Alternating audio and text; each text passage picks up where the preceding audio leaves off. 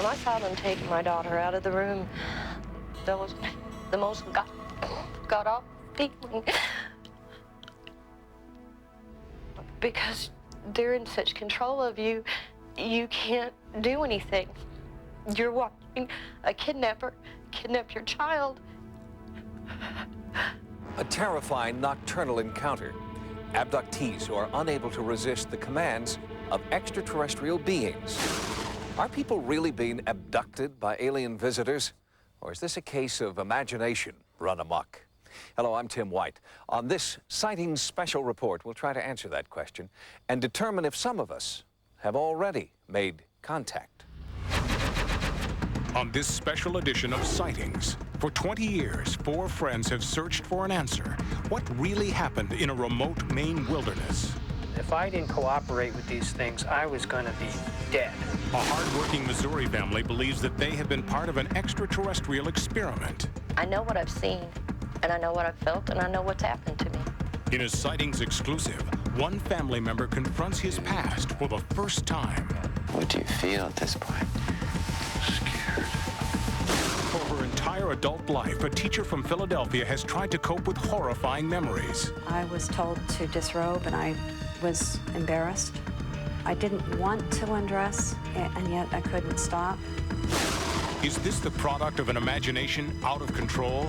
Simply a dream? A brain disorder? Or could it be the unthinkable? Could alien abduction be a reality? People often ask me, why are you so interested in this? And my usual response to that is, why are you not interested in this? It's a Sightings In Depth and Beyond special. The secrets of alien abduction.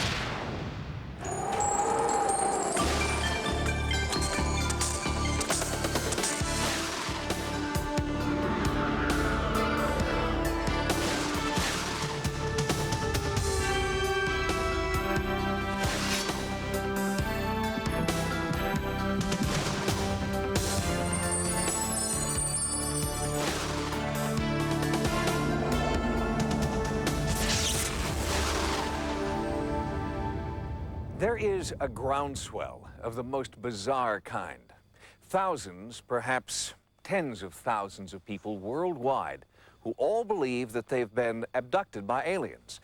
For the abductees, the experience is real. A terrifying nightmare come true. Vivid, tangible, traumatic. But can this really be happening?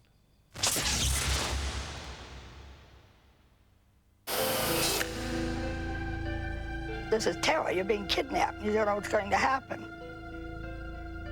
I hate what they do to me. I hate what they do to my mind. I hate what they do to my body. This is not something I would wish on anybody. It is the compelling and consistent narrative of abductees worldwide, say researchers, that is the essential proof that alien abduction is a reality. And it is also what led Indiana University folklorist Thomas Bullard to conduct a 20-year academic study of the phenomenon. When I began studying abductions, I expected these cases to turn out to be some kind of psychological phenomenon, possibly hoaxes, but certainly nothing more serious than that. There was something really peculiar here. I kept seeing a consistency in these things that I didn't expect to see. And the people seemed so sincere and so normal that it became very difficult to attribute these reports to anything other than a genuine experience. And, says Dr. Bullard, the abduction phenomenon is nothing new. The concept of being abducted by some strange beings, call them supernatural beings if you will, has been with the human species from its beginnings. Folklore is full of cases where people are kidnapped by fairies and carried off to a fairyland that is in some ways very much like the interior of a UFO or the other world that people see when they're taken on a UFO otherworldly journey, when they will lose a period of time, very similar to the stories of UFO abductions. And representations of the classic alien type, the extraterrestrial known as the Gray, and the classic spaceship saucer shape, show up throughout recorded history. And now, at the turn of the 21st century, the images and icons continue, but the people who are describing these beings from another world are no longer just artists and storytellers. They are real people who insist that the visitations are happening to them. It just was inconceivable to me that people were being scooped up by UFOs and having these strange medical procedures performed on them. C.D.B. Bryan is a celebrated journalist, author of Friendly Fire, the National Geographic Society, and Close Encounters of the Fourth Kind. Bryan first became interested in the abduction phenomenon in 1991, when he heard that a conference on alien abduction was being held within the hallowed halls of MIT. It sounded to me like a perfect New Yorker piece, Little Green Men at MIT. I didn't for a minute take it seriously. But in the course of the 3-4 days that the conference took, I moved more and more towards accepting that there might be a phenomenon here that is unexplained, and less away from the fact that they're all stark raving mad. I mean, these people were quite convincing. But because these abduction scenarios are so bizarre, so unbelievable, it's no wonder that the phenomenon has become fair game for comics, cynics, and skeptics.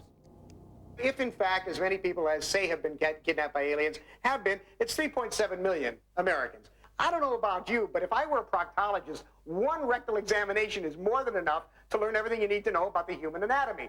But these aliens are either perverts or it's not happening. There are a lot of people who agree with Harlan Ellison's assessment, but ask yourself, how much do you really know about the alien abduction phenomenon? How did it start? Who's likely to believe they've been taken? I'd venture to say that no matter what you think you know, you don't know the whole story. For many UFO researchers, one story has stood the test of time and stands out as the most compelling evidence to date that the abduction phenomenon is real. It is the saga of 4 friends who are all participants in the most well-documented alien abduction case in history. They're known as the Allagash 4. Their story begins in 1976, when these 4 men, all young art college students, ventured into northern Maine for a camping trip. We are in the process of taking an 11-day canoe trip through an interlocking system of lakes and a river called the Allagash Wilderness Waterway. This was the 4th night of our canoe leg of the trip. After setting up camp, we built a large fire to act as like a lighthouse beacon. Well, we got about 5 minutes out into the lake, and Chuck Rack saw something over my shoulder. I had this sensation that someone was staring at me over my right shoulder. So I turned, and I noticed this very bright object up in the sky, and I immediately went into this very euphoric kind of shock. It was instantly apparent to me that this was something very, very unusual. I didn't know what it was, but it was a sphere that was traveling at the tops of the trees, coming directly toward us. But I never took my eyes off this thing. It was changing color from a bright yellow-white to streaks of green to streaks of red in such a manner that you couldn't tell where one color began and the other left off. And it had this strange quality to it, a pulsed kind of, but it wasn't a regular pulse. It was just kind of moving, boiling or something. It is absolute dead silence. So you can hear a person whisper from a quarter mile away. And this thing made no sound. When it was about directly abreast from us, less than 100 yards away, I picked up a flashlight and I pushed the button to turn the lamp on and flashed at the sphere as though I were using a semaphore. And he blinked a flashlight at it a few times, and as soon as he did that, this thing started moving right towards us. It threw this beam out right onto our canoe. We were in a 16-foot aluminum canoe which lit up in the middle of the blackness like a Roman candle. And when it did that, my friends completely panicked and started paddling for shore. And as I'm paddling out, I'm looking over my shoulder at this thing coming, and it's getting closer and closer and closer. And I'm thinking, there's no way we're going to outrun this thing.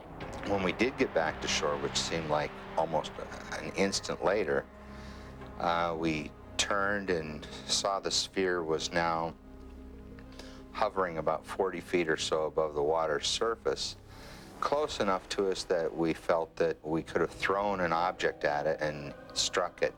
And then all of a sudden, it winked out, or at least it appeared to wink out. It was as if the light imploded in on itself. And at first, we thought it just completely vanished. And then a second later, we saw this thing taking off. You would think we'd be very excited about this thing and very animated, but instead we seem to be in some sort of almost somnambulistic shock. I felt dazed, I remember, just drained of all my energy. And I remember I was just sitting there with my head on my hands on the table, and Charlie Foltz was over by the fire poking around at the fire, and he said, "Hey, what about the fire?" I noticed that the fire was extinguished. It was nothing but embers. We couldn't understand how the fire burned out so quickly. My reaction was, the hell with the fire, let's go to bed. But the fire that should have been roaring was very significant because it was verification that a period of time had passed that the Allagash 4 could not account for. It was what abduction researchers call missing time. In fact, what happened in the Allagash wilderness in 1976 is typical of how nearly every abduction experience begins. There is a strange UFO, some form of missing time, and initially, no conscious memory of the actual abduction. Most people have had very few truly unusual things happen to them that they could not explain. Most people do not see balls of light that they can't explain. Most people don't see small beings standing around their bed or in their couch.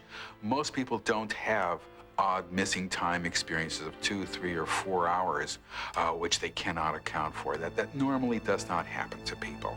But for abductees, they have these experiences often. They have a lifetime of them. The number of people I'm worked with really includes a range of everything you can imagine. I've worked with everything from a farmer, a NASA research scientist with a PhD degree, a colonel in the Army. I've had 8 psychiatrists come to me about their own experiences. Just folks, just plain people. There is absolutely no pattern to the socioeconomic scale. There's no split. The UFO abduction phenomenon appears to be worldwide. Quite early, there were cases coming out of South America, out of Britain in particular. The numbers of cases have been growing almost exponentially. When I did my study in 1987, I found approximately 300 cases in the literature. Updating that to about 1992, an additional 500 have appeared. So I would say the number is certainly within the thousands, probably a great deal more. How does it begin for so many thousands of people? Do they just wake up one day and say, "I'm an abductee"? Well, of course not. There has to be an incident, or as in the case you're about to see, a series of strange and inexplicable events that lead the abductee to question reality in a profound way.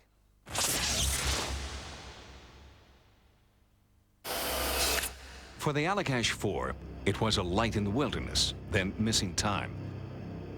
For the Aarons family, who live in West Plains, Missouri, the defining moment also involved a light, but this one was not in the wilderness.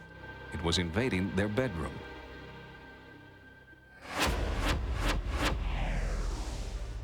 I certainly have nothing to gain by coming forward and saying I'm an abductee. In fact, I have more to lose, I think, than I have to gain by it. It's an absolutely real experience of my life, and there is nobody going to be able to make me change my mind. I know what I've seen, and I know what I've felt, and I know what's happened to me. Looking back, 1976 was the year the world turned upside down for Dan and Joyce Aarons. They were just starting out.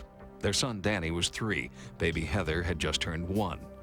Things were pretty carefree back then, until one crisp fall night. Dan and Joyce had just gone to bed, but insist that they were still fully awake when they shared a terrifying experience. I seen this red light above the window, and I thought there was a fire. outside. And I'm trying to scream at my wife, and nothing was coming out. Whether it was fear or some other unnatural force that had paralyzed Dan, the strangest part was that Joyce was paralyzed too. I was laying on my right side, and I felt different. I couldn't feel my body. I was like paralyzed. The only thing that I could move was my eyes. I couldn't speak. I was, in my head, was screaming for Dan to help me because I thought something was really wrong with me. I was just paralyzed. Then, as suddenly as it had come, the light and the paralysis were gone.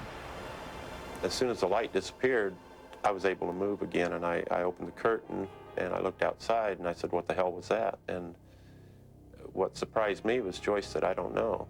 And we both just sat straight up in the bed and said, what the hell was that? And Heather was in her crib, just standing there, and her eyes were huge. I didn't know what had happened, but we just held each other and fell asleep. What was odd when that all happened was we went to sleep and never talked about it again. In fact, for most abductees, including Dan and Joyce Aarons and the Allagash Four, it is usually years before they make any connection at all between the trigger event and the possibility that they may have been abducted. So, how does a person go from just seeing a UFO or having missing time to becoming an abductee? In order to understand that epiphany, it's important to first take a look back at how the entire abduction phenomenon became part of our mass consciousness. September 19th, 1961, 10 p.m. While traveling south on Route 3 in New Hampshire, something happened to Betty and Barney Hill. Something so traumatic, the Hills claimed, that it would take several years and a hypnosis session in 1963 to trigger memories of what had really happened to them that night. In this rarely seen British documentary, the Hills offered shocking details of their experience. We went on board. First, they took Barney into one room, and I went into a second room. In this room, they did what I would call a fairly simple physical examination. Also, there was another examination where they tried to insert an instrument, needle-like instrument, just below my navel. And this caused pain. The leader, the one I call the leader, put his hand out over my eyes. The pain went away. This was the birth of a new phenomenon. The number of cases that were recorded through the rest of the 1960s were very few. In 1975, Travis Walton was made national headlines by being grabbed up by a UFO and disappearing for 5 days. It was only after that that the reports became rather commonly known. In 1987, abduction researcher Bud Hopkins published Intruders and also coined the term missing time. Also in 1987, the publication of Communion, the first book about abduction to make the New York Times bestseller list and sell over 1 million copies. I think I had a moral obligation to write Communion, an overwhelming moral obligation, because I'm a communicator and a writer, and this happened to me. It's happening to a lot of other people, and it's being very messed up and misrepresented, and those people are suffering, and I think I have an obligation to do that. Then, in 1994, a book written by this man, Dr. John Mack, brought new respect to the abduction phenomenon. Abduction did become a bestseller, but Dr. Mack was already a Pulitzer Prize-winning Harvard psychiatrist, and many people were puzzled as to why he would have written a book so damaging to his reputation, at least among his esteemed Ivy League colleagues. Did he really believe people were being abducted? I had very little involvement in the UFO phenomenon before I began to see these cases. What drew me into this was the notion that people of otherwise sound mind, appropriately self-critical, were describing experiences but for the fact that they're not possible or altogether real, that meant to me that there's something new to be learned here. The importance of books like Abduction, Intruders, and Communion can't be underestimated. In fact, in each of the cases we examine on this program, it was Communion that was the turning point that transformed a weird event from the past into the first signs of the abduction experience. I remember seeing the ceiling rushing towards me. I was absolutely terrified. I had this feeling that whatever was happening, if I left this room, I was never coming back again. Jim's nightmares began in 1980, 4 years after the UFO sighting in the Allagash Wilderness. And unbeknownst to him, his twin brother Jack was having the same dreams. I was having nightmares of being on a table in a brightly lit room with inhuman creatures hovering around me, touching me, scaring me. I remember being very frightened by it and waking up in a cold sweat, screaming, waking up screaming, that kind of thing. At the time when the twin brothers started having their terrifying nightmares, Jim was being treated for a seizure disorder. Jim's doctors admitted him to the hospital for brainwave testing, but no conclusive results were reported, and no one could find a physiological explanation for Jim's horrific nightmares. But while he was hospitalized, Jim was given a book left by a patient. The book was Communion. I became very upset reading this book. I mean, this touched me in a way that was visceral.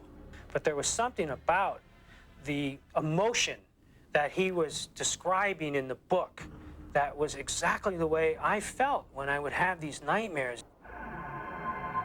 It was actually one of his medical doctors who first suggested that Jim might find help by working with an abduction therapist. When Jim approached me and told me that he was an identical twin and that he and his brother and 2 others had been involved, 4 different witnesses, and that they were all available for interview if I wanted to, and that he was referred to me by a professional medical doctor who took an interest in the case, I felt that I should look into it. And like Jim Weiner, Dan and Joyce Ahrens discovered that they were not the only members of their family to be invaded by bizarre nocturnal events. Heather, who was only 1 on the night of the red light incident, is now 22. Ever since I was a little kid, there was a recurring nightmare that I had.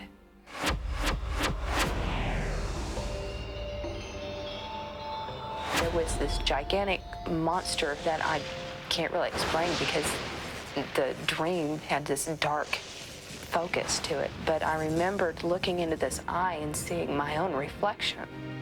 This is a picture of the monster that Heather drew when she was 11 years old, before her family even knew what alien abduction was, and before the publication of Communion.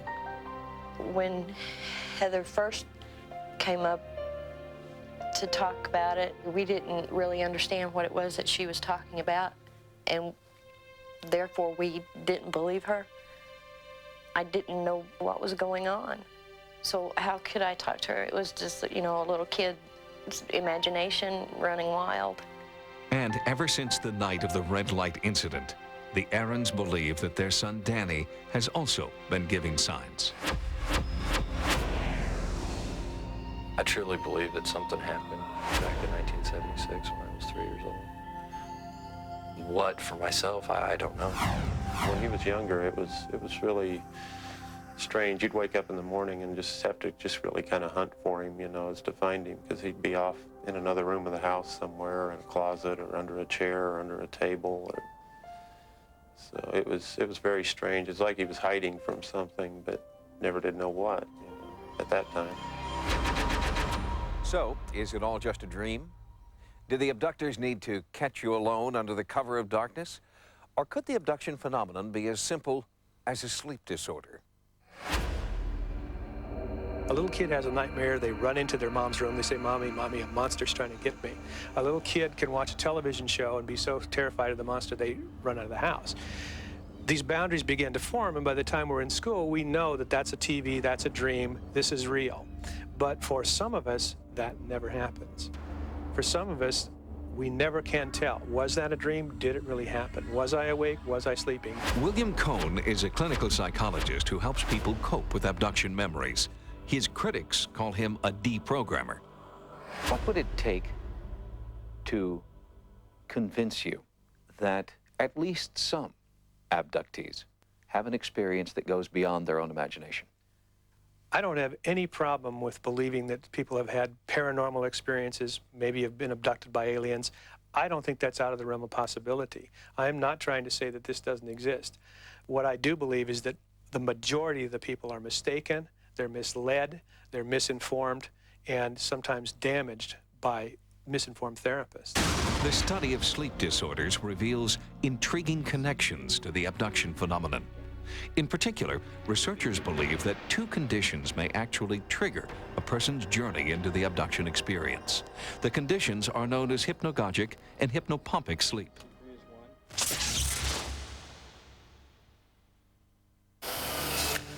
When the hypnagogic or hypnopompic event is occurring, it really is an abnormal state. It's an aberration.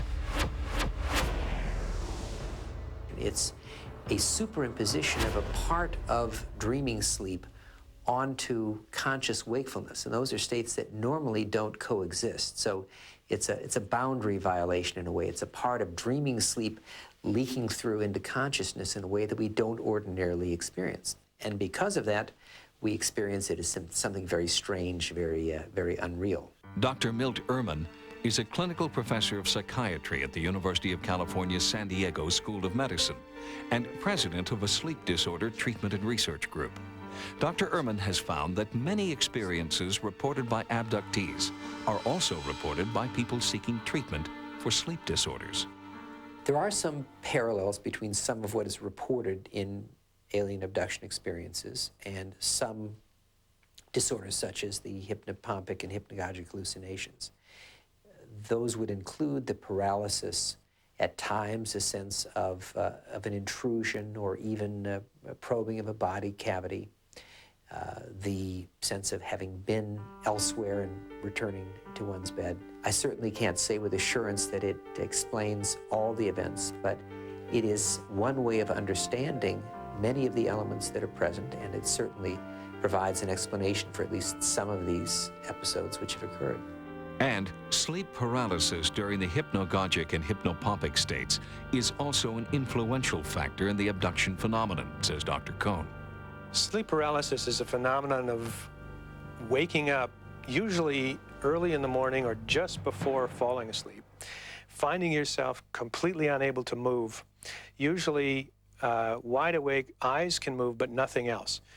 Very often, into the room comes some sort of unusual being. Sometimes they float into the room, sometimes they walk into the room. It's not uncommon for one of them to crawl onto the bed or onto your chest. And that is called in some cultures the old hag phenomenon. In the Aarons case, Dr. Ehrman offers this possible explanation. In trying to understand how two people could share an experience of this sort, I think there are several ways to understand it. The first is that we often do develop a somewhat synchronized sleep pattern with a bed partner related to movement, related to the normal timing of events, and so it certainly is possible that the two of them could have been in a REM state, dreaming state at the same time in which they would have been paralyzed. And in the case of the Wiener brothers' shared nightmares, the fact that they are identical twins may play a role. I would say that if identical twins have had similar experiences, have been in similar environments, they're probably more likely, almost certainly more likely than two other individuals who have shared the same experience to have dreams that would reflect the experience in a similar, if not identical way. But the key thing here is that a huge number of abductions don't take place when the person is asleep. They take place when the person is driving somewhere, or in the company of other people, or watching television, or coming home from work, or at a picnic, or whatever it is, and the person is not asleep or even tired. And a simple case of synchronized dreaming certainly does not explain what happened to Dan Aarons in 1990, 16 years after the red light incident. One day, he called me at work, and I had to take him to the hospital. My heart was pounding. I couldn't breathe, you know, and I thought I had a heart attack. An emergency room doctor assured Dan that he wasn't having a heart attack. But what was happening wasn't so clear. The several physicians that I went to had different ideas as to what was going on. One thought it was panic attacks, stress. One thought it was inner ear infection. He couldn't do anything. He couldn't work. He stayed home. He couldn't leave the house. At that time, I realized that, well, maybe there was something, you know, maybe not physically wrong with me, so much as there's something mentally wrong with me, or something in the back of my mind maybe that's just trying to come out. What that something was seemed to come out one night while Dan was watching TV. A movie came on that had a scene in it where this little alien peeked around from behind a doorway. Dan was watching the movie version of Communion. I just burst into tears when I'd seen these piercing eyes staring out from behind that door. A very split second in my mind, I got more or less a flashback of what had happened back in 1976. He was absolutely hysterical, crying. And I didn't understand what it was. I didn't understand why he was like this. With no real answers from the mainstream medical community, Dan and Joyce had to wonder if the movie, Dan's illness, and the red light incident were all somehow related. Conventional doctors really weren't doing anything for me. It wasn't until about a week after I watched Communion that I was watching a television program that John Carpenter was on. I became interested in dealing with people claiming abductions and this whole phenomenon dealing with UFOs when I realized they were starting to utilize psychiatric professionals who had been trained in hypnosis. Bud Hopkins and some others began referring cases to me at the rate of about 2 per month. Well, that's added up to about 120 over the last 9 years. The first time I spoke to him on the phone, describing what had happened to me, the panic attacks and everything, he said there's a lot of other possibilities other than alien abductions, which was like clear at the back of the list, you know. But he was willing to talk to me, and he asked me if I wanted to go through a hypnosis session, and I agreed to it. But other possibilities melted away after Dan's first hypnosis session. He's showing me something. All right, take a good look. It's metal. It looks like a little spade. It's gonna hurt. Is that what you think, or is that what you feel? He put it in me. I really didn't want to tell anybody whatsoever. My own family I didn't want to tell. I wouldn't even discuss it with Joyce. But after Dan returned from his second hypnosis session, that all changed. It wasn't too long after the second session that Joyce started remembering. The conscious memories just came. I mean, they just came back. There wasn't anything that I could do to stop them from coming back. And after I had those was whenever I went to see John myself. I began working with both of them and found that they had shared an experience which was indeed traumatic and indeed bizarre at the same time. As I began to realize that they were sharing this experience, there was no doubt in my mind it had to be a real event causing such emotion, and by dealing with it, causing such relief. After many independent regression sessions, Dan and Joyce have come to the realization that the red light incident was their first shared abduction experience. Under hypnosis, I actually seen what had happened to us that night. I was cowering in the corner of the bed, scared to death. There was a little being at the foot of the bed, and there was one with my wife, and there was one at the crib at the end of the bed with my daughter. There were 3 of them, and one of them touched my arm, and I sat up on the bed. I watched him take Heather. When they were taking her, the feeling that I had was so overwhelming as far as the helpless feeling that I had, that I just couldn't hardly stand it. That was the most got-off feeling. Because they're in such control of you, you can't do anything. You're watching a kidnapper kidnap your child, and you can't do anything, and you're standing there.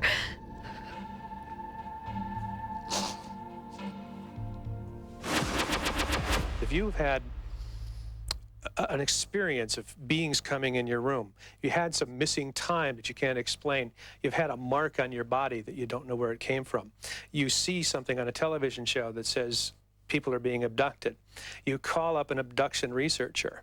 By the time you walk in that door, before anything has been spoken, you're already predisposed to believe that that's what's going to happen when you undergo hypnosis. And 5 years after Dan and Joyce began their regression sessions, Heather finally agreed to undergo hypnosis as well.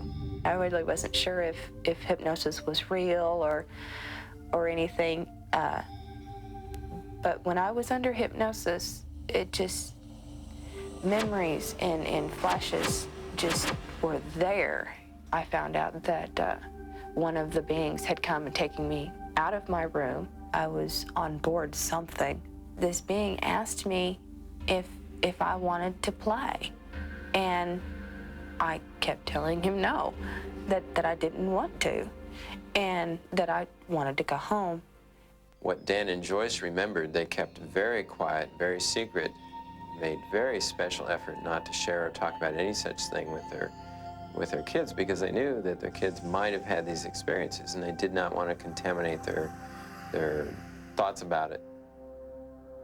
And in fact, Danny, who was 3 at the time of the red light incident, did not believe that he was part of his family's abduction experience when a Sightings crew shot this video.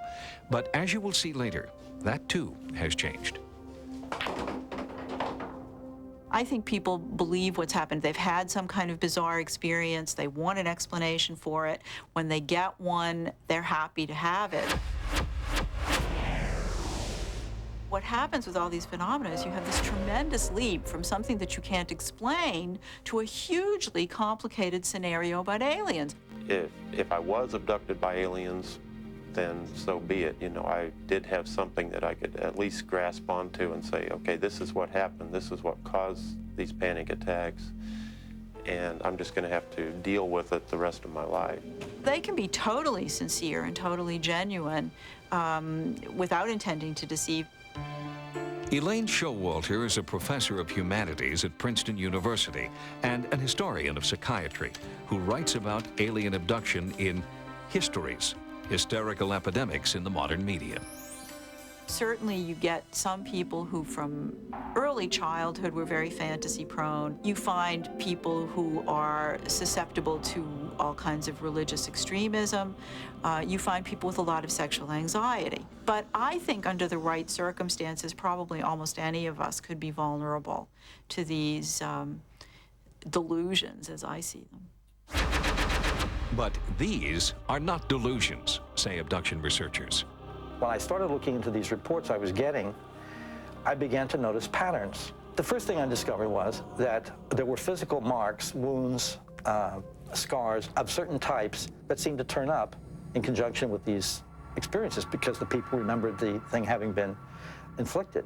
Up until that point, nobody was aware that there were any physical marks on the body afterwards, on the individual. These physical marks that abductees claim appear mysteriously after an abduction experience fall roughly into 3 categories. There are scoop marks, puncture marks, and patterned wounds. I do try to take the phenomenon seriously, and I do think that people are sincere. I don't think we have people who are faking here, but the scars and the material evidence is so ridiculous. Most debunkers or skeptics just don't want to dive into this subject on a serious or scholarly level, and it's much more comfortable. It's much easier for them to believe it's just... For the Aarons family, the road to realization began with strange nighttime visions. In the Allagash abduction, Jim and Jack's identical nightmares. But what about the other 2 of the Allagash 4, Charlie Foltz and Chuck Rack? Were they dreaming too? Well, in fact, they were not. But other things were happening in their lives that just didn't have a simple explanation and would eventually lead all four to undergo the same kind of regression therapy that had opened up the abduction experience for the Aarons family.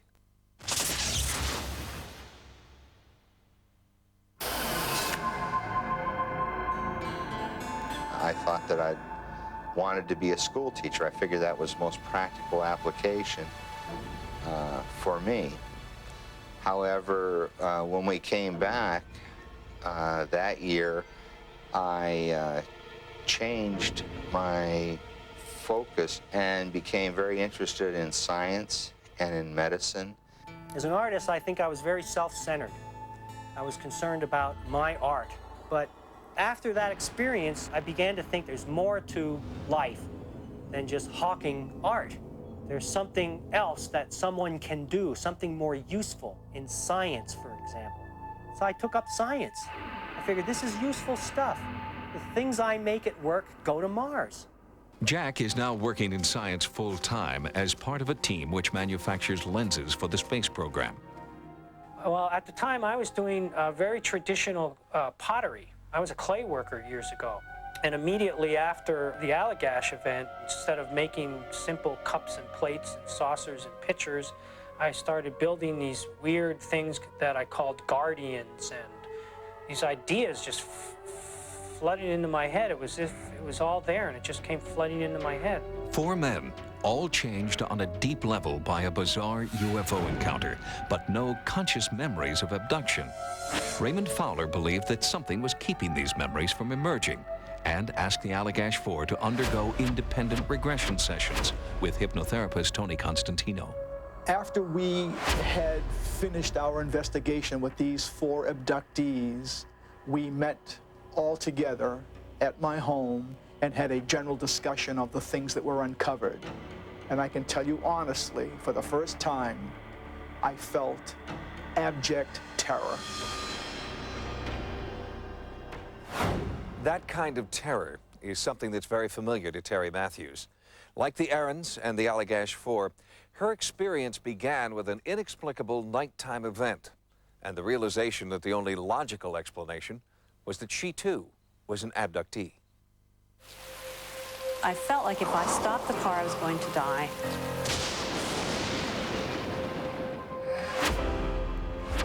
It was 1970, nearly 30 years ago, and Terry Matthews was living in Paris, Illinois, when her abduction story begins. It was the most ordinary of days, but this trip so long ago would change her life forever.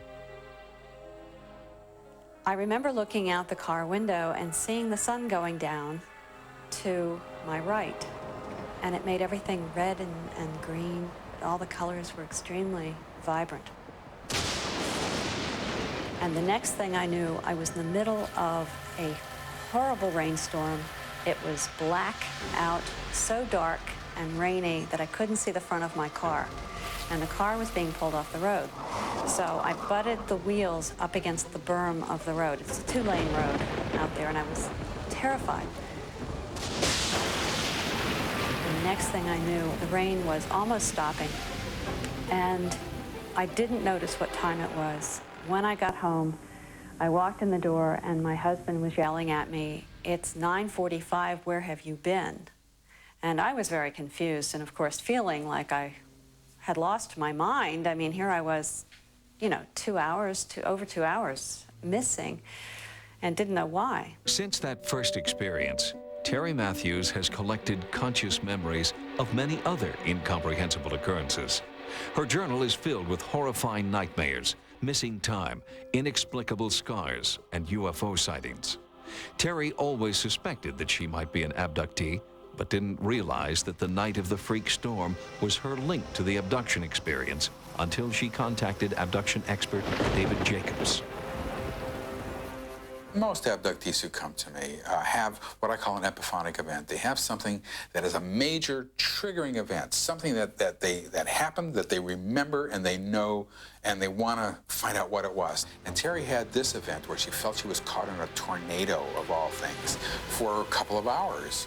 Once I contacted him, he was very, very careful to warn me that if I looked at this, it would change my life forever. Terry says she felt compelled to pursue the truth and agreed to a series of hypnosis sessions. The sessions started to unravel the mysteries that surrounded that drive 30 years ago. Under hypnosis, in research, I discovered that it was an abduction. All I knew was that I was being pulled off the road and I didn't understand why. Under hypnosis, when I looked at this event, I stopped the car. I looked over and I saw this huge craft hanging over both sides of the road, just sitting there. And I was watching this thing. It was kind of a blunt silver gray. And I saw 6 beings coming near the car, coming toward me. They were gray, large black eyes. I was just stunned. I was panicked and I was screaming inside my head because I wanted to get away, but I couldn't scream out loud.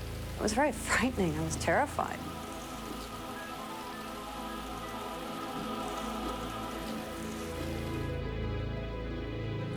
They took me into a room. I was told to disrobe and I was embarrassed. I didn't want to undress, and yet I couldn't stop. They told me to take my wedding rings off, which I did. And then they led me to a table and laid me down. I remember them telling me that I was either going to have a baby or that I was pregnant. I wasn't quite sure. But what they had done was remove a fetus from me and implanted another, which was really emotionally hard for me. Oftentimes people have fetuses implanted in them. They have fetuses removed from them.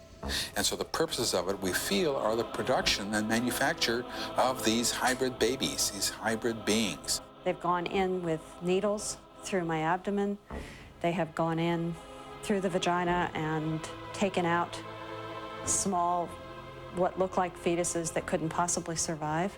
More and more memories of her past abductions resurfaced through hypnosis. Terry became so terrified that for 1.5 years, she videotaped herself every night while she was sleeping. She believes that this practice has kept more abductions from occurring, but dealing with the past is an ongoing process. I have witnessed all of my children at different times being abducted. I can see my daughter being violated. I can see my sons being led, knowing what they're going to have to endure. It is exceedingly traumatic. This is a phenomenon that is intergenerational. That is to say, if the mother or the father were abducted, the children are probably going to be abductees, from what we can tell. And so we get families of abductees, and that is the rule as opposed to the exception.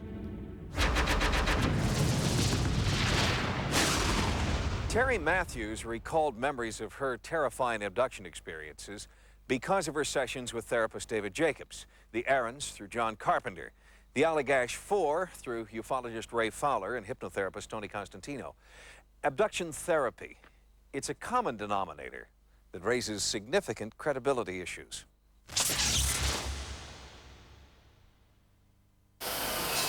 If you look at the abductees as a group, if you would like to ask, do these people all have something in common? Do they all have the same sort of experience? The answer, in my opinion, is that depends on which therapist you go to. The crazier the narrative, the more impressive the expert. Seems to be some kind of inverse relation, so that when you get to alien abduction, you've got some of the most impressive experts in the world, and you have people like Dr. John Mack at Harvard, Pulitzer Prize winner, respected scientist. If you look at John's background, and if you read the things that John wrote before he was involved in abductions, John has a background of Eastern beliefs, metaphysics. He believes that abductions are in the netherworld between reality and fantasy. He will say, is it real? Is it imagination? Do we have to make that distinction? Well, I do. I have to know what's real and what's not. John does not have a problem with that. But what exactly does John Mack believe? It was a question I took to Cambridge in search of an answer from the man himself. You're not an abductee yourself. I've not had these experiences. Is it an experience that you would be open to if it were something you could invite in? Well, you know, Tim, I have no stake in this. I mean, I'm not trying to work out some experiences of my own. I'm struck by the clinical power of this thing. Dr. Mack, some people would believe that you have staked your career on the difference between dreams and memory and what the abduction experience really is. Is the line that clear to you? A great proportion of the material that comes to me from the cases I work with is consciously recalled memory. When you ask a person who tells you that this is a dream to go through what happened that night, in most cases there'll be a point in that sequence where the experiencer will realize they were not asleep. At that point, the person will start to get distressed. The lip will quiver, tears will roll down their cheeks, because at that moment they realize that what they had held as a dream was not a dream. Any explanation of this phenomenon has to take into account several things. The absence of an apparent psychiatric illness, the presence of marks on people's bodies after it has occurred, the tight association with UFOs, but also the consistency of these accounts throughout this country and now increasingly throughout the world among many different cultures. Dr. Mack, you have mentioned, and other people have, the alien abduction phenomenon in other cultures, in other countries, with other people. Have you looked into this deeply? I've talked with a number of Native American chiefs or shamans who've come to me and said, this guy is finding out what we've known for centuries. Yes, these beings exist. They're part of the pantheon of spirit entities. Yes, they do cross over. Yes, we know about UFOs. Yes, our people are sometimes taken up into them when we're going to connect with the sky. No big deal. That's the critical difference. In other words, for the Western mind, the spirit world and the physical world, we tend to keep them separate. But for Native peoples, they're not separate. I've never said that these are literally extraterrestrial. I have said they seem to come from another dimension. They seem to cross over and appear in our material world. There are physical findings that occur that are corroborative, but I've never said this is a purely material, literal phenomenon. Do you have some patients, experiencers, who have taught you more or been more powerful in the way they describe the experience than others? One experiencer said, you know, not only are we not alone, we are really not alone.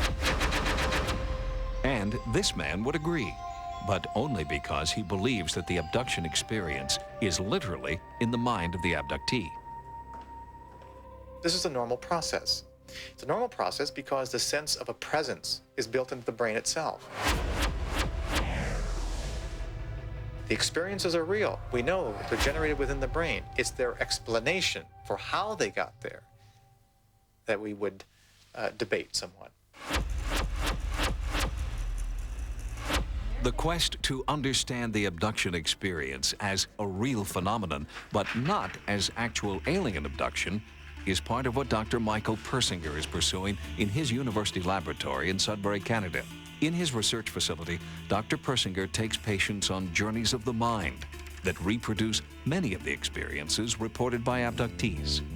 By stimulating deep areas of the human brain with electromagnetic fields, Dr. Persinger believes that he can recreate parts of the abduction experience. The right hemisphere in most individuals is specialized for spatial, emotional patterns and experiences.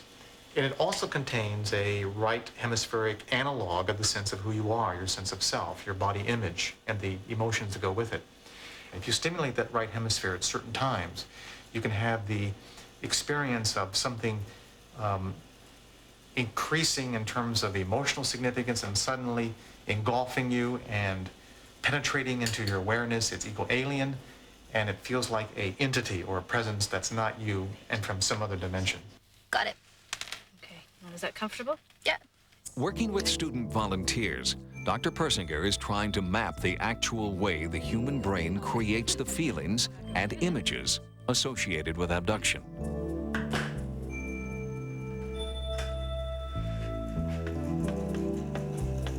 What we're doing right now is monitoring the EEG of the subject. And what we're doing is applying magnetic fields across the brain, very subtle magnetic fields, complex magnetic fields. in order to induce very specific experiences.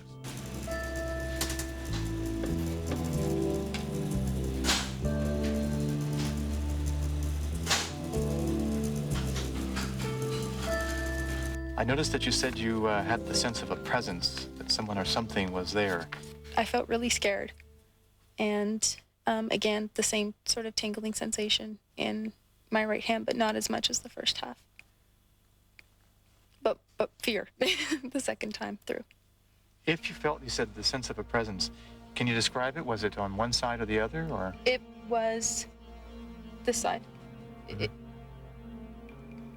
right, mostly on your right side? Mostly, but it wasn't a frequent sensation. Okay.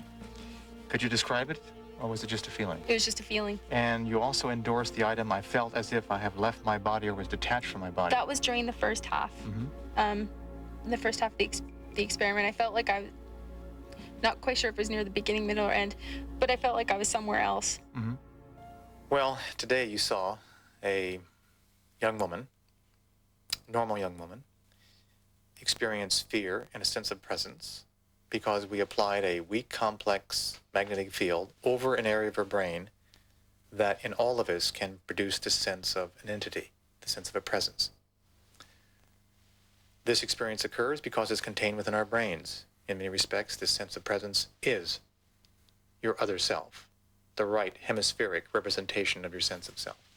You may attribute it to a god or to an alien, depending upon your culture, but it comes from the brain itself. We simply accessed it. He may be able to create some of the phenomena, the lights, the trauma, the distress, but he can't create the whole complex narrative that occurs in a fleshed out abduction experience. It's a much reduced kind of brain phenomenon. And this most telling point, even beyond that, is that there's no evidence that in the natural state, those kind of electrical phenomena that he shows in the laboratory are actually occurring in these cases. Yes, we can generate these experiences in the lab, but what about outside of the lab? Well, a number of factors can do it. Personal distress, the feeling that there is breaking down of structure around you, social structure, the anticipation of doom, the anticipation of the year 2000. Any kind of general apprehension will lead to an increase in activity in this area. And there are also environmental fields, the massive electromagnetic noise and combinations that are generated in the last 10 years, we now know have the capacity to generate these experiences. In fact, it's relatively routine now to find in poorly wired houses with a lot of electronic equipment for people to report visitor-type experiences. And at night, between 2 and 4 in the morning, if the right kinds of conditions are about, such as personal stress, that stimulation of those portions of the brain can release these images into awareness with such intensity, they're more than a dream, they appear to be real. I think that's certainly possible, that you can tamper with someone's electronic fields or brain waves and make them see things. But I really believe there's a much simpler way to get somebody to believe they're abducted. Just hypnotize them, tell them you're an expert, and say you've been abducted. I think that's really all it takes. There is one very important element in nearly every abduction experience. It's the abductees' memories of alien rape and reproductive experimentation. For the Allagash 4, it forms the core of their abduction experience.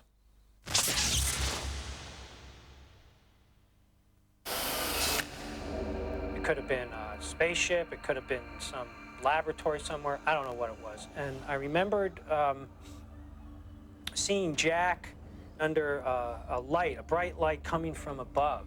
I recalled lying on my back, not being able to move anything except my eyes. I remember I could look with my eyes. He was completely naked, and there were these creatures that were standing around him, and they were examining him.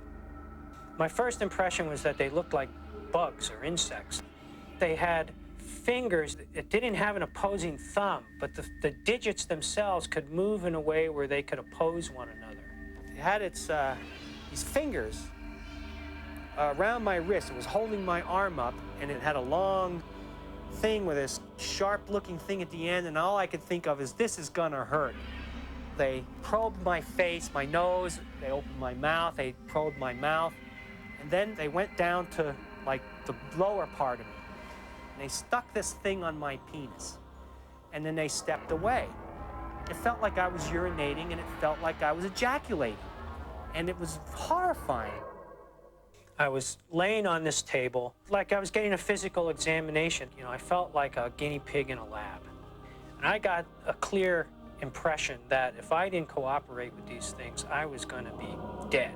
And then they turned me over under my stomach, and I remember them doing something anally. They were stuck something up my anus, and I remember thinking, God, I hope whatever they're sticking up there, they're going to take back out. I had these visions of like sexual images in my head.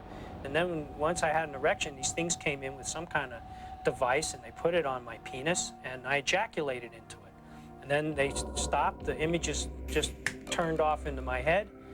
And the next thing I remembered, I was back out in this other room, and Chuck Rack and Charlie Fultz were sitting on this bench along the wall, and they were also naked, but they were just staring ahead as if they were in a daze.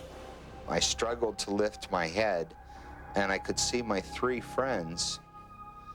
They were also nude, and they were seated on a bench, sort of like they were waiting for something and just staring blankly. And I was thinking, help me, get me the hell out of here.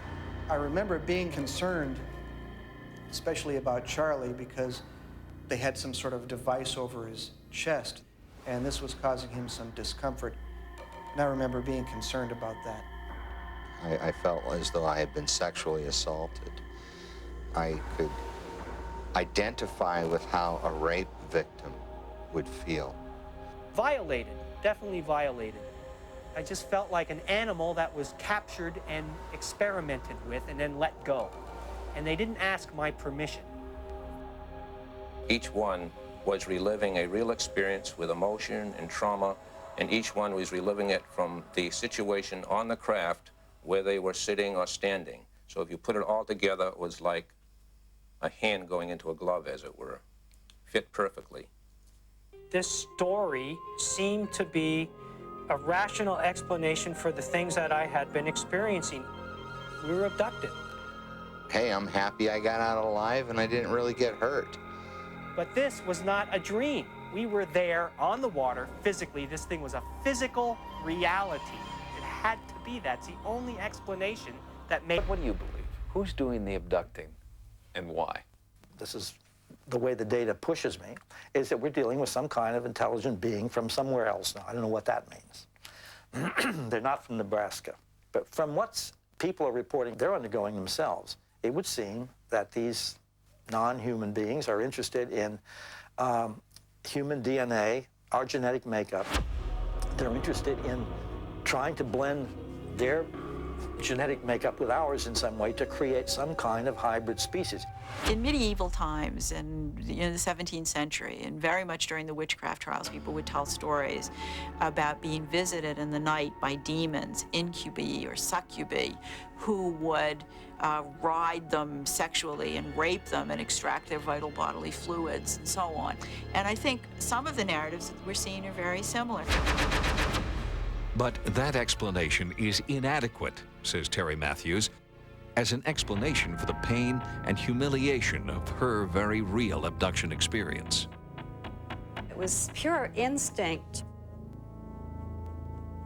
I was surviving at that point. I was sure I was going to die. Terry, I'm going to count from 10 to 1. For Sightings, Terry has agreed to undergo a particularly difficult regression because this one will probe the genetic agenda of her abductors. I want to take you back to an event that happened to you when you were around 22 years old in about 1970. You were in a car driving near Paris, Illinois. Just feels very peaceful. So you're feeling very nice. The regression that we did with Terry was over an event that happened to her some years ago that we had already done a regression on almost 3 years ago. And she actually remembered a few other minor details of it that we didn't know before. It's a woman. You mean a human woman? She doesn't look normal. Her eyes are big. And she's a hybrid. I know what she is now. She looks strange to me. She looks angry. She has a baby. And I look down and I'm holding the baby. She must have put it in my arms. The baby looked human, although it looked emaciated, like it hadn't eaten well. It was slightly human pink, but mostly gray. It had a face like a human, except the eyes were very large. And despite the fact that the baby was maybe 1 or 2 months old, wrapped in a blanket, and it was handed to me to hold, its eyes were more wise than that of a regular infant. They curl in to be held. This hybrid baby did not. It continued to stare at me. Well, when you were holding the baby, did they want you to hold the baby in any particular way? Or? I felt milk leaving my body. What happens next then? I don't want her to, but she's taking the baby away. When they took the baby that she was feeding away, she wanted to follow this woman who had the baby. It was a very traumatic thing. They told me it was mine, and I didn't believe them at the time. But I kept feeling the loss of it. When the adult hybrid woman took it out of my arms, I cried. At least I wanted to cry. I wasn't able to cry, but that grief was so deep in me. And I never completely understood that. She is taking the baby from me, and I feel anger. Anger that because... She doesn't care for this baby. It's not like she's her mother. All the way up, you can open your eyes if you want. She was kind of reliving it all over again, and she remarked afterwards what a strong emotional reaction she was having, and how she was very much involved with the sequence of events that was occurring to her all over again. I could have gone my whole life and not redone that again. Sorry about that. Sorry. I thought I'd enjoy it, you know? Well, that's Seeing what you that sort of baby, said, yeah, but the emotions really weren't there, and which is sort of why I asked you. No, they were there. That was the problem. Oh. When I think about these hybrid children, this is when I really get choked up, because they're the true victims. Because what's being bred out of them is what's in us. Our ability for compassion, our ability to feel, to love. They have to relearn it through us. Terry Matthews is now leading as normal and as good a life as she has probably ever led, and is happier now than I've ever seen her, and is getting on with her life, even though she is absolutely and positively an abductee. The whole setting of hypnosis has a sexual nature to it. I am a powerful hypnotist. You are a subject. I am going to put you into a state where I can control your will. That is very seductive in itself. If you decide to surrender your will, we have colluded in a seduction. It's not surprising after a while that something sexual would emerge from that, and that's what's happened time after time after time. Look me right in the eyes, Liebchen. Right in the eye. If you can really kill my head.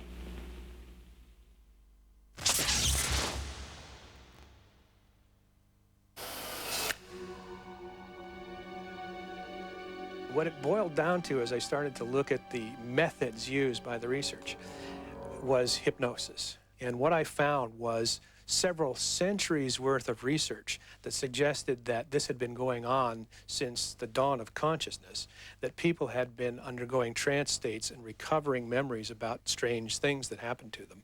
Many would say that hypnosis is just a way, the opening of a door, so that a story can walk through it.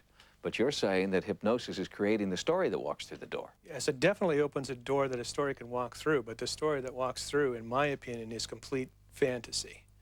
The story that comes up is completely dependent on the hypnotist. and the predisposition of the person to believe, the subject, to believe what the hypnotist already believed. Opportunity to decide for yourself. Danny Aarons, the only member of the Aarons family who does not have memories of an alien abduction experience, has agreed to allow Sightings to televise his first hypnosis session. We believe that what you're about to see is a television first. Now, as you watch, keep in mind the experts' concerns about hypnosis, but also ask yourself, is what Danny experiences real? What Dan can expect from this first encounter is a general exploration into his experiences, helping him to remember more vividly the aspects which he already knows consciously, plus hopefully trigger some further recollections which may provide answers for his own questions, his own puzzlement. Something obviously happened to my parents and my sister, and they know. I'm just the only person left that hasn't thought about knowing yet. Just been a little scared too, I guess. I may know something that they don't, and I may not know anything at all. I'm really nervous about him going into regression because I know how much it bothers him even whenever Dan and I get into a heavy discussion about these beings because it's too emotional for him. He's a very sensitive person. Danny was 3 on the night his parents believe the family was first abducted by alien forces. He has no memory of that night, but ever since then, Danny has had a recurring dream about a strange figure threatening his family. John Carpenter believes that this recurring dream should be explored in Danny's first hypnosis session. Just come right on in. Okay. And Dan, why don't you have a seat there on the couch? Danny has asked his mother and his girlfriend to sit in on his hypnosis session. Hi, Joyce. Good to see you again. All right.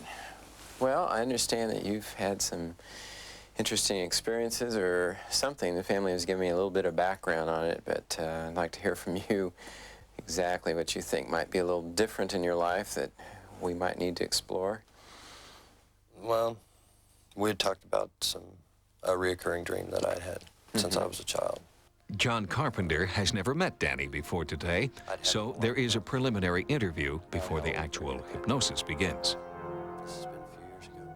Did you ever have any peculiar marks or bruises or cuts on your body? Yes. One time that I really remember. I can remember waking up one morning and I went to the bathroom and noticed that I had a spoon-shaped mark on my left inner thigh. I told my father about it that morning, and he had also had one. About how old were you at that time? This has been a few years ago. After an hour-long interview, Carpenter spends time explaining the hypnosis process, trying to address all of Danny's fears about what might happen once he goes under. I don't have any expectation that you should have any kind of bizarre UFO experience. I mean, even if the rest of your family does have those experiences, that does not mean that you do or should or ought to. It would actually be okay with me. Right. But just to let you know, you may feel a little pressure here. Mom, dad, sister, you know, it's like, good Lord. Actually, you know, I don't feel a lot of pressure. Good. You know. Any other questions about hypnosis or anything? Just don't make me cluck like a chicken. Well, why don't you get yourself comfortable there? The second phase of the session begins. For the next 30 minutes, Carpenter helps Danny descend into a state of total relaxation. Go ahead and close your eyes now. This is not a sleep state. Danny is relaxed, but still conscious of everything going on around him. And we can travel back through time. Carpenter begins the regression by taking Danny back to his childhood. Way back to when you were about 5 years old. You can begin to describe what your room was like when you were 5, 6 years old. Somewhere in that time. Posters. Posters. And the posters are of what? This regression session will last more than 2 hours. It is a slow, painstaking process that we've condensed down to the key moments. Where exactly are you when that dream begins? I'm in bed. I hear a noise. What does it sound like? Like a can dropping. And where does that sound seem to come from? The garage. Something's in the garage. Uh-huh. What do you feel at this point? Scared. What do you want to do about it?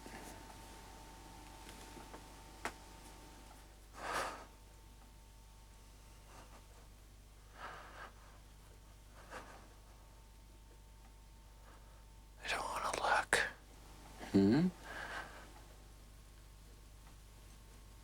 You want to go look? What do you see, Dan? I don't want to look.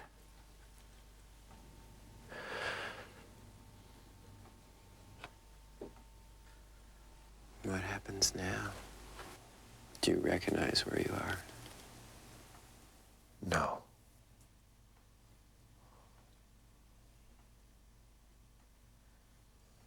Never seen anything like it.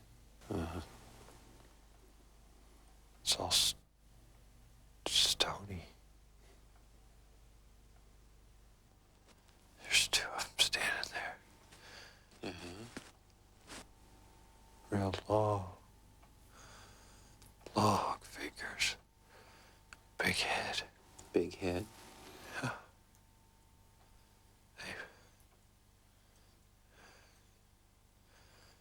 Dark eyes.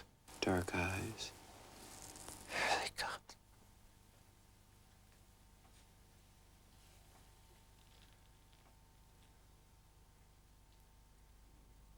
How does that feel? Scary.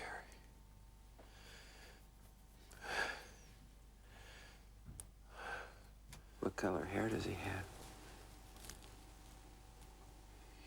You don't have no hair. No hair? Well, No. you should be able to see his ears real well.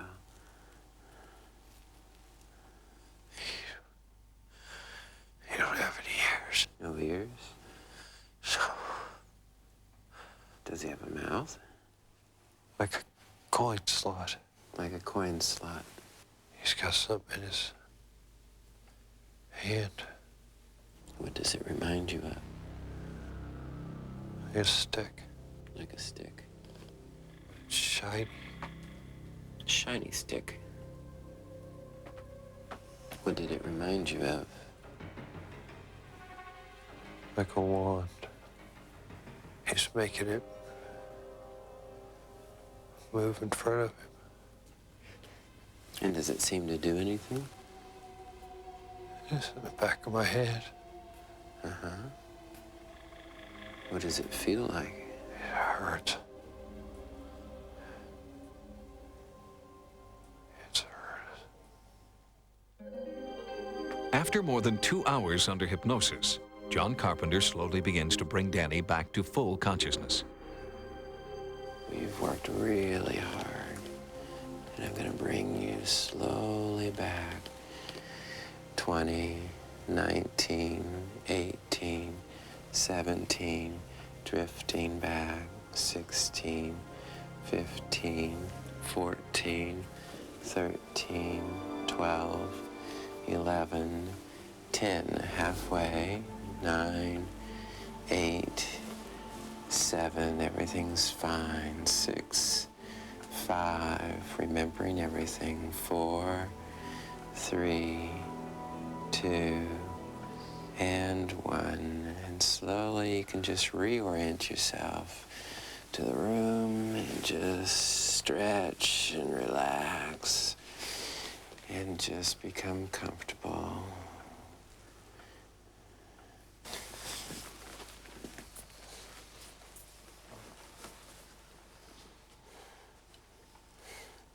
Dan, I think your mom knows exactly what that feels like. That wasn't a dream, was it, Dan? No. How long does it seem like it's been, by the way, that you've been laying there?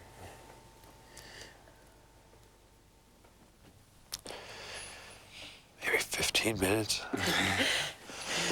15 minutes? More like 2 hours. Everyone here could testify it's 2 hours.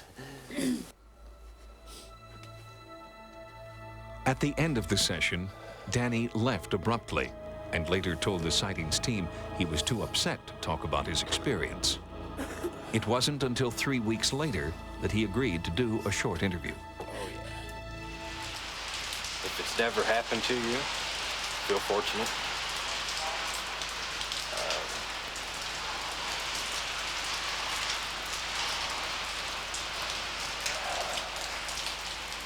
I don't wish it upon anybody. I don't think anybody should.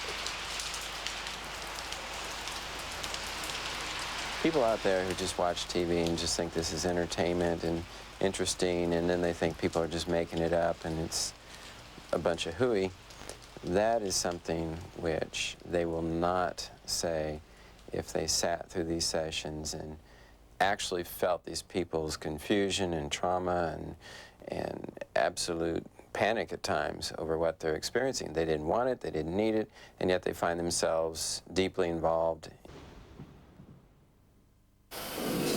In the front yard were 3 insects, ants, about 4 feet tall. I was dragged from my house along with my mother by some men. So my mother was dragged up onto the surface into an elevator, screaming in terror, and someone said to me, "Don't worry, we won't hurt her." 3 objects in the sky. Is this possible? I said, "Is this possible that this could have happened to me?" This vivid, nightmarish account is typical of those routinely experienced by alien abductees. Yet, these dreams were experienced by the same man who is now a leading critic of the abduction phenomenon. Tell us about the dreams that you had that made you think you might have been an abductee. How old were you? I had 3 dreams when I was about 4 to 5 years old that stayed with me my entire lifetime. I always thought about them. They were always in the back of my mind. I always just chalked them up as bad dreams. As an adult, I had several very unusual episodes where I awoke in my bedroom, was fully awake, completely unable to move. Into the room came several beings, stood around the bed. At one point, one of them actually climbed on the bed. I could feel the weight of the being on the mattress. I could hear the mattress springs go down. I found it hard to breathe. At that point, I began to become terrified. I started to struggle. A voice said, "He's waking up. We'd better go." The beings walked out of the room. My bedroom door slammed, and I was immediately free. How did you encounter, Dr. Cohn, the notion of abduction, and how were you introduced to it in the first place? I was first exposed to the idea of abductions by walking into a bookstore and seeing a display of Whitley Strieber's book, Communion. And I was riveted by that picture on the cover, the alien. And that made me wonder, could it actually be that what I was experiencing was abduction? That launched an 8-year quest for me to discover what this phenomenon was all about. I read every UFO book I could find. I read every book on paranormal phenomenon I could find. I began to search through the psychiatric literature for anything that related to these kinds of experiences. When did the data start to demonstrate, for your satisfaction, that abduction certainly hadn't happened to you? At the time that I was doing this, I was also on staff at several psychiatric hospitals. 2 of the units I was working on had many patients who were recovering memories of satanic ritual abuse and recovering many multiple personalities. We used to have conversations about these people and their memories and how the memories were recovered. And it wasn't long before I started putting 2 and 2 together and saying, you know, we have different populations of people recovering different kinds of memories, but the people are the same, the techniques are the same, and the results are the same. Could there be something going on here other than what people are saying is going on? Dr. Cohn's recantation of his abduction experience isn't unique. In fact, for the first time on television, one key person involved in the Allagash case confesses that he has serious doubts. I'm the only one that does not believe that I was either hypnotized or on board a spaceship or probed by aliens. One of the twins told the rest of us about a dream that he had about how he was in some sort of harness on board this spaceship with humanoid beings probing him, and the rest of us, the three of us, were on a bench, naked, in a zombie state, unable to come to his aid. This was a very vivid dream that he shared with all of us prior to the hypnotic investigation. And I noticed upon reading Ray Fowler's book sometime later that this dream became the format for everyone's hypnotic testimony. I don't really understand Chuck's viewpoint sometimes, and I don't really know what to make out of it. When he did his hypnosis sessions, he seemed to recall some of these things. They're in Ray's book. Now, if he didn't think he was abducted, why didn't he just say so? Most abductees who have had this experience would rather that the experience was of a psychological nature, but when they actually come to the conclusion that this may have happened, it's a different story, that they would still rather not believe it happened. Possibly, Chuck feels this way himself. I don't believe in abduction at all. I believe that there has been some contact, limited contact, between aliens and human beings, but I don't think that there's any kind of hostility or menacing kind of activity that an abduction would imply. I think that the Wieners and Charlie Foltz were greatly influenced by the media. If I was hungry for media attention, I can think of quite a few other ways to get it besides claiming to be abducted by aliens. The last thing I would want to do is bring attention to myself in a way that is going to cause grief, have people disbelieve me, have people think I'm a wacko, have people call me a liar. Every negative thing in the book comes with this. Why would anyone in their right mind deliberately bring that on themselves? I don't think so, no. I feel very comfortable that if the same type of evidence that we have collected for the reality of the Allagash abductions was collected on some criminal activity, that you could actually put a person in jail. But because of the bizarre nature of the case, it's not enough. People really want proof. And people often ask me, why are you so interested in this? And my usual response to that is, why are you not interested in this? I mean, what could be more important than the possibility that we're being visited by some kind of beings, entities, energy, intelligence, whatever you want to call it, that is new to our accepted experiences. But until the aliens land on the proverbial White House lawn, the reality of abduction will never be proven to the satisfaction of mainstream science. Does that mean that the phenomenon doesn't exist? Well, abduction may not be your reality, but it is someone else's. And for them, the suffering, the fear, the prospect of a lifelong struggle to understand why is all the proof that's necessary. For this special edition of Sightings, I'm Tim White.